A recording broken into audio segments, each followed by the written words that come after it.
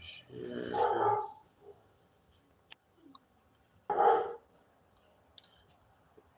Okay.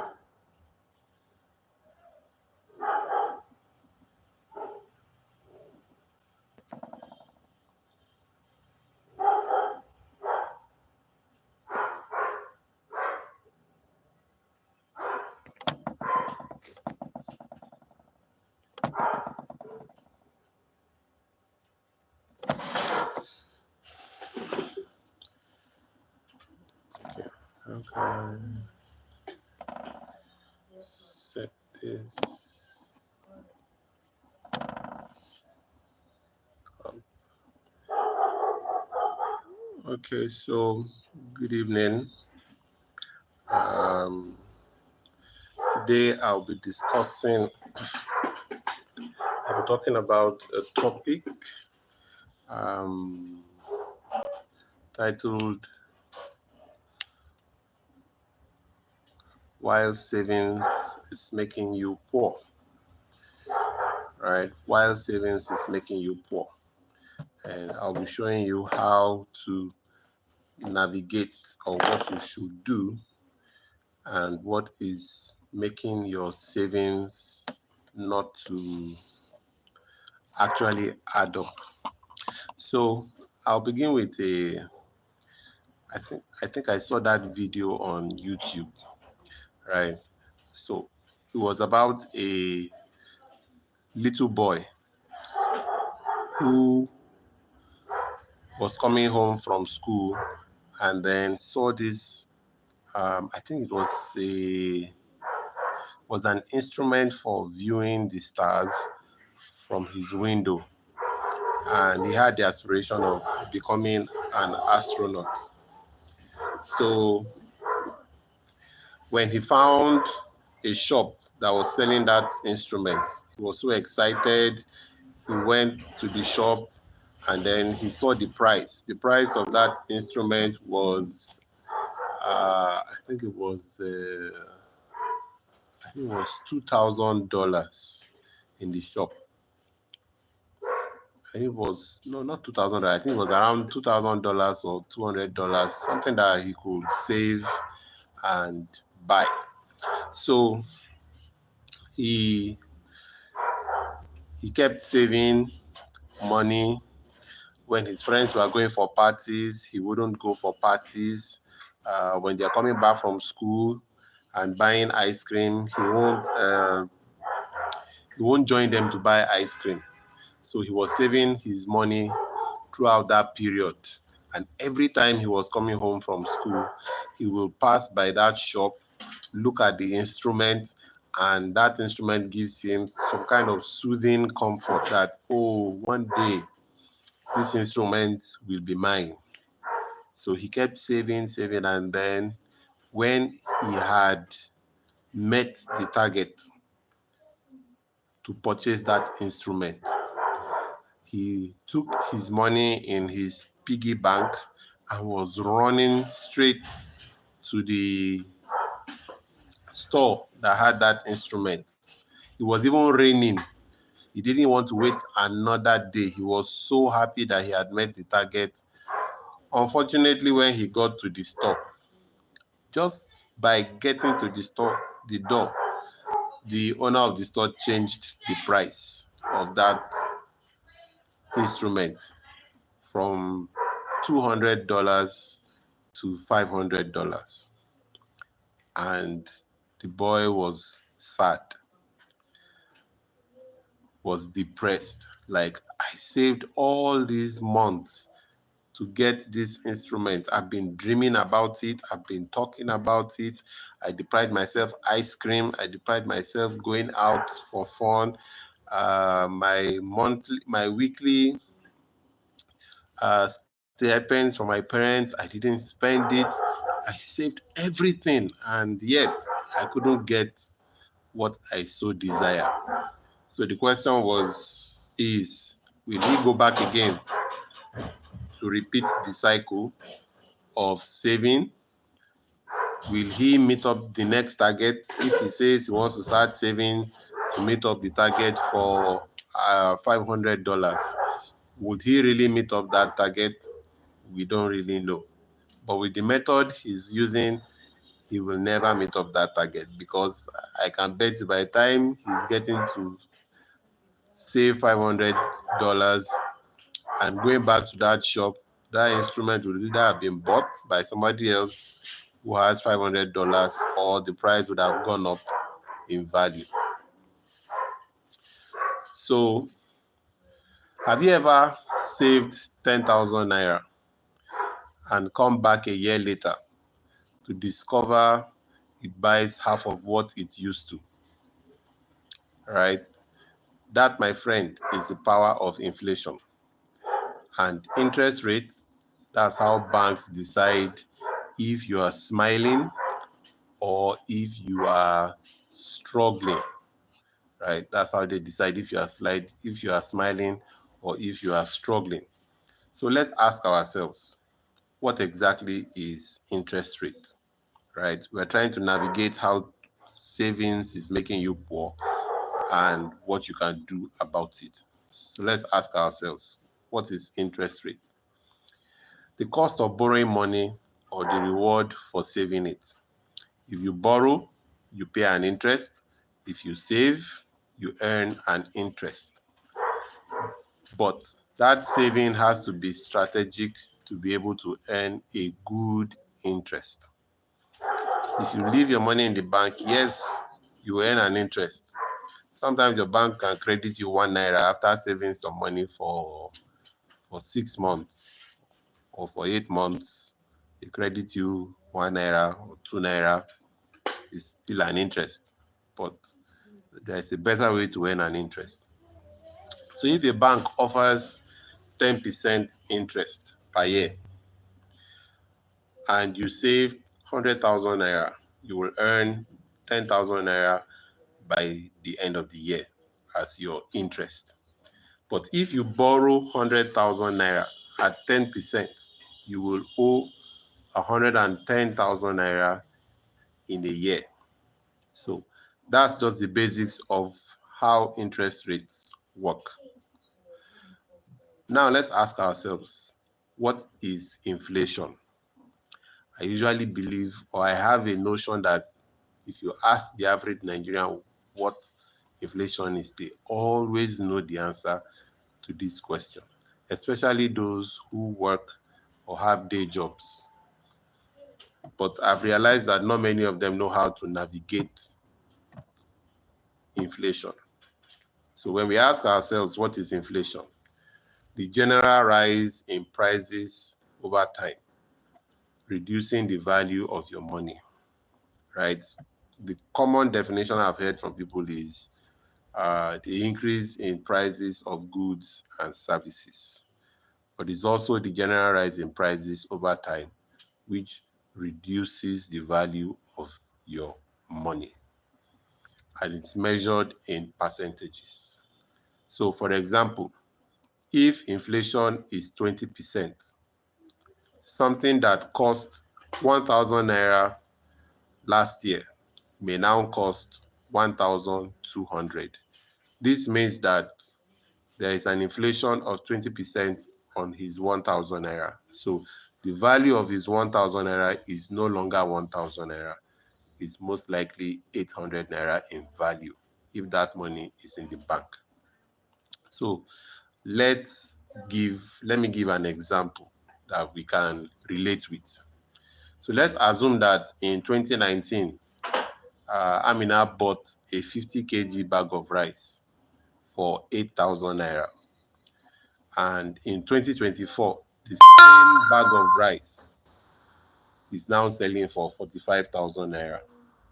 Inflation has eaten the value of the naira, right? So this is how inflation works. So now, how does inflation affect you as a citizen of this country or as a global citizen, wherever you are in the world? How does inflation and interest rates affect you? The first thing you need to know is that high interest rates equals to more expensive loans, better returns for those who save their money. And low interest rates means that loans will be cheaper and those who save will earn lower returns, right? So in the case of high interest, where loans become expensive, it means that if you borrowed 100,000 naira at the rate of 20% interest, if at a time in that economy the interest rates increase to 30%, that means you are going to be paying a higher return on that money that you have loaned. So for inflation, right, it means that your money loses value fast when there is high inflation. But when inflation is low, there is a bit of stability in the economy, right? There is a bit of stability in price, right? So the current economic landscape of Nigeria is looking towards low inflation and low interest rates, right? There's a reason behind it. Now, is there a relationship between interest rates and inflation, right? Yes, there's a relationship between the two. If you attended, if you have attended any of our boot camps, you know that this is a topic we dissect and break down for you to understand as an investor. But what is the relationship between interest rates and inflation? Central banks use interest rates to fight inflation, right? So if inflation is high, interest rates also increase so that people can borrow less to slow down spending, right? So if inflation is high, interest rates also increase so that the economy can slow down, people can stop spending recklessly, right? So they now think before they spend. You know that before you go and see Mr. Chukudi about going to watch ball or something, or where you drive to go and watch soccer, hang out with the boys, when inflation is high, you rather just buy your fund your do your subscription on your decoder or just switch to Netflix and then watch your soccer from home. Your wife and your children will entertain you at home. And or maybe you can be on a WhatsApp chat with Mr. Chukudi while both of you watch from home. That way you enjoy the fun, because by the time you drive out to the bar or to your viewing center, you notice that the cost of fuel is high, so that will eat into your cost. Then when you get to your center, your viewing center, you probably want to order pepper soup for yourself and chukudi. And then God bless you if you now see Nonso and Tunde and Baba and Adebayo, all of you now meet at the viewing center, and then pepper soup now has to go around all of you. By the time you get home and you do your calculation, you realize that, maybe I should have stayed at home, right? So that's inflation. It shrinks the economy, doesn't allow people spend money freely. Now, if the economy is slow, right, that's when inflation is low, they reduce rates to encourage borrowing and businesses. So where inflation is low, interest rates also become low, right?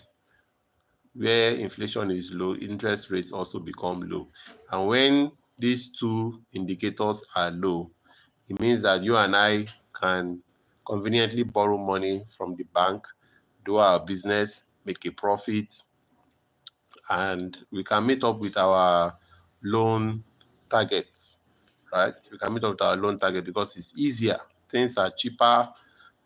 It's easier for your company to borrow money and make the money and then pay back your loan in due time. Now, interest rate is like a tap, right? The government opens or tightens it to control the flood of money in the market. This is one thing I want you to take note of. I'll repeat that statement again. Interest rate is like a tap. Oh, please give me a minute.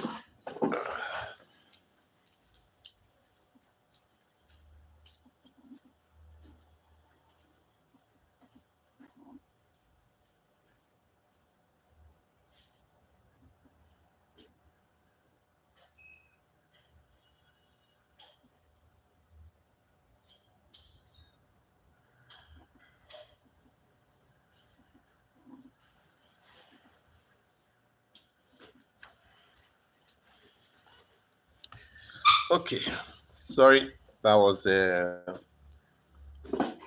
electricity went off. So, like I was saying, interest rate is like a tap, right?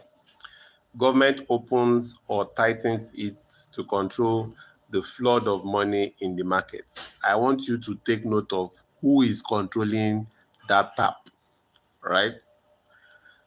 It says that the government opens or tightens it. So it's the government that will decide, should we flood the economy with money or should we reduce the money in circulation?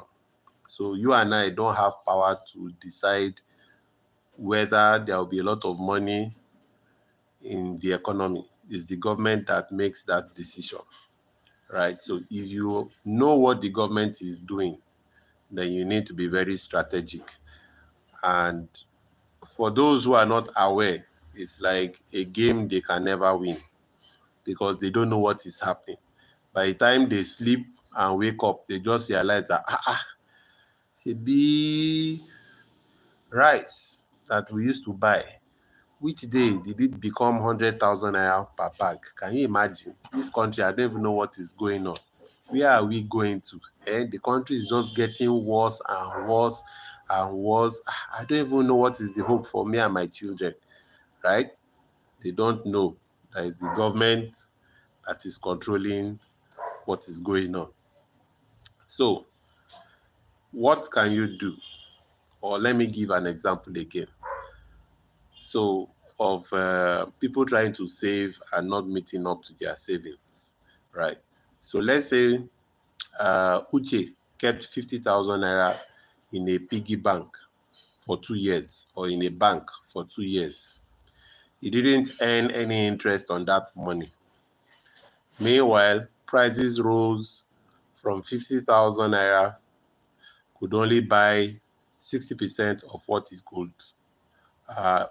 could before.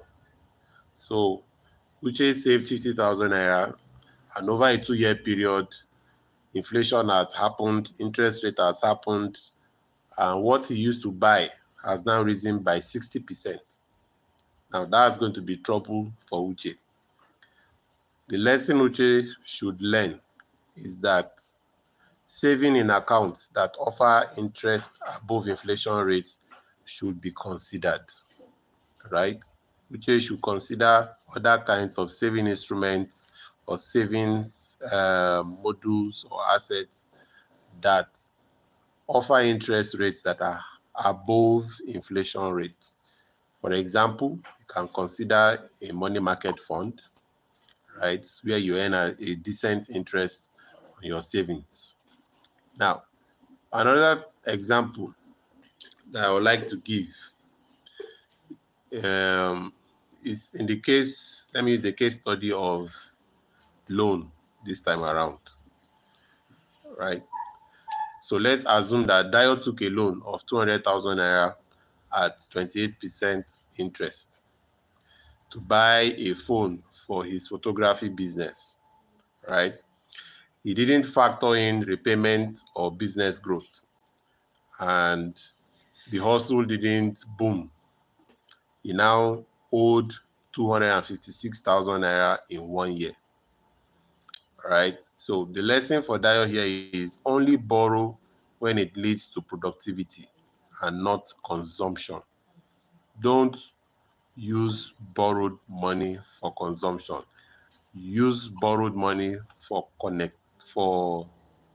productivity, right? You use borrowed money for productivity, for growth, not for consumption. Now, seeing that you are like in a system that is rigged against you, right? You are your money is or you are in that money you are trying to save. It's like you and the government, you are dragging for it, right? So how do you win this fight over poverty or winning the savings goal, right? How does your savings make sense, right? One thing you need to know, number one, grow faster than inflation. You need to have a goal to grow faster than inflation. How do you do this? You do this by investing in assets that beat inflation, right? Assets like stocks, land, mutual funds, money market funds. If you want to know more about investing in stocks and the likes, you need to take our boot camp, right? You need to take our boot camp. You need to attend our boot camp. Number two, you need to understand the power of compound interest. You need to understand the power of compound interest. Interest on interest grows your money faster, right? Interest on interest grows your money faster. So where do you get this interest from? How does your interest compound? You have to use investment tools or assets. For example, in the day we are in, there's a lot of apps, there are a lot of organizations who offer good saving, good return on savings, high yield savings through apps like PiggyVest, Cowrywise, um, and so on and so forth. OPay, yes, OPay does something like that. Um, and you can, for more information, you can check with banks or asset houses, right? You can invest in money market funds or mutual funds or treasury bills, right? So number three, what do you do next? Borrow wisely. Only borrow to create income or acquire assets. Only borrow to create income or acquire assets. If you borrow money to buy liabilities, you will not find it funny when you have to pay back those loans. But if you borrow to create an income or acquire assets, you will just notice that you are not under so much pressure when you're paying back that loan. The fourth point and final point I want to mention tonight is that you need to protect your savings. You need to protect your savings. Don't just save in Naira in the bank, right? Don't just save in Naira. Also save in alternative currencies or in other currencies like the dollar, right? And you save in currencies that have more value than your country's currency, you are protected against inflation or interest rates, right? Or you are saving in an economy where the interest rates are lower than your current country. So if you're looking at buying the dollar or saving in dollars, right? In the US, inflation is maybe around 3 point something, but they have a target to bring it down to 2%. But in Nigeria here, inflation is around 23, 24%. Last year, it was around 34%, right? So an understanding of how interest rates and inflation works in your home country, that same knowledge you can apply it to another country and see if you can leverage on your savings. So don't just save in Naira, use regulated investment firms or investing apps so that you can hedge against inflation and interest rates. and benefit from them too when they occur, right? So if you've been in a situation where you've ever had to ask yourself, like all of a sudden you just realize that money has finished before the end of the month.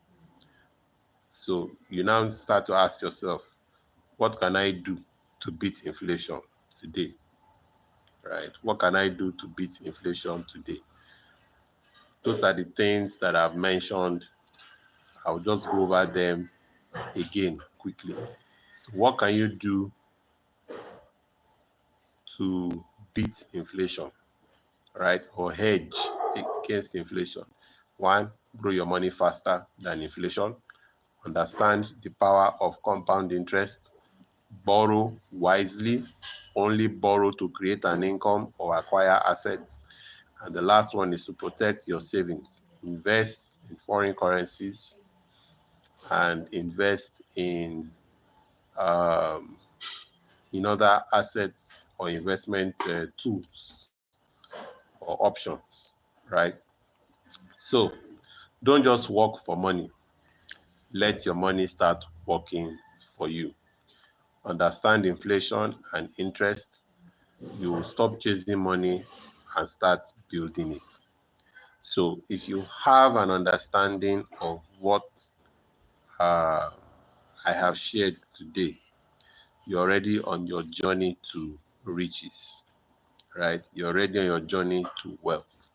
So take time, go over this video again, listen carefully, do your own research, do some study, right? You can do some study, right? Do some study, and then I'll see you in the next class. Hopefully, maybe next week, Thursday, or sometime during the week, next week, or upper week, or next month. So that's how you move your level from a poor state to getting rich. Know how to save. So till we see you next time, cheers and God bless. Thank you. Okay, so I don't know how to navigate this.